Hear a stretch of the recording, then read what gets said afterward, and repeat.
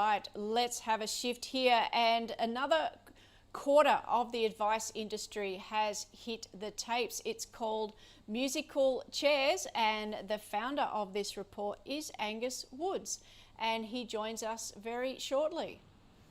There we are, Angus. How are you today? Well, musical chairs is right. There's not so much good news in your report, is there? Financial advisors are still leaving the industry in droves. Just walk us through the hows and whys of that. Yeah, unfortunately, since December 18, when we started this musical chairs report, we've actually seen close to 50% of the market leave. So we're now down to about 19,000 advisors actually participating in the market, and that's mostly due to the compliance concerns. We've seen the banks exit, we've seen IAAF and AMP especially reduce their numbers, and then we've seen the CBAs, the NABs, the ANZs and the Westpacs pull out of advice pretty much altogether. So unfortunately, we're now left with only 19,000 financial advisors in the market, whilst demand is surging drastically across the board. And it's interesting, though, that it's not due to an onerous exam, because your report said the advisors are passing the exam and still choosing to leave the industry. Yeah, it's interesting, actually. So 9 in 10 advisors are passing the exam, and I guess it creates a bit of a benchmark for consumers to be comfortable with, that when they do see a financial planner in this new age of regulation, that they are seeing an advisor that has gone through the credentials of saying, yeah, I've put my hand up, I've passed some new exams, as you would in any industry, a doctor or an accountant and what have you. But what's really interesting out of the analysis that we're seeing is 1 in 5 who have actually passed the exam have decided, you know what, enough's enough for me, I'm actually leaving the industry. And that's mostly because of the cost burdens that have actually been imposed on them with a lot of the regulation coming through from government. And I know it's something at the moment government is working through to determine how do we address this advice gap, if we could call it in any other way, an advice gap between consumer demand and the advisor supply currently coming through.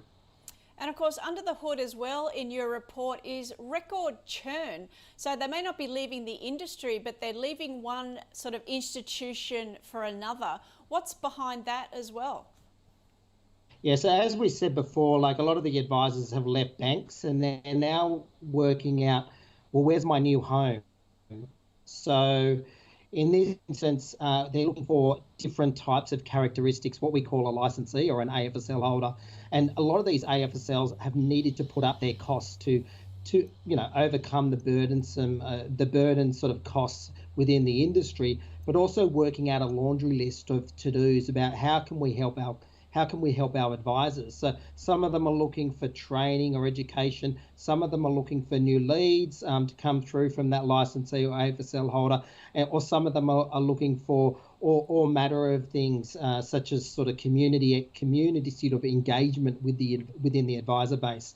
So there's a bunch of issues that are floating around out there, and there's, I guess, a chase for this advisor supply coming from these institutions, given the level of demand coming from consumers. So as you mentioned earlier, I don't know what can we do about this, because we certainly don't want the millennials turning to social media for their advice, and we certainly don't want the bulge of retirees, the only ones able to access expensive advice. Do you have any solutions for what we can do going forward?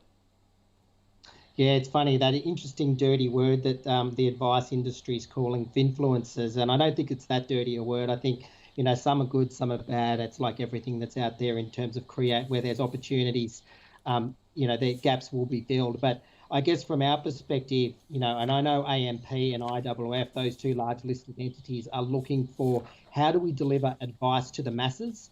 And technology is one of those ways that is coming to the fore at the moment. And a lot of these firms are starting to invest in efficiencies and processes. So that's one area that will help to address this advice gap and the switching and the churning that's going on to help reduce costs. And I guess the other one, and this may be a long time coming, but I know the government, you've got the Senate Economics Committee that's being chaired by Tim Wilson at the moment to look at ways to help alleviate some of the regulatory burden within the advice industry that was imposed upon I guess, every advisor since the Royal Commission. So I guess there's two ways you can look at it. There's a quick, efficient sort of a technology way, new solutions coming into play, and then there's the government. And as we know, we don't know where the government sort of takes these things, but hopefully for the better for the advice industry and for consumers.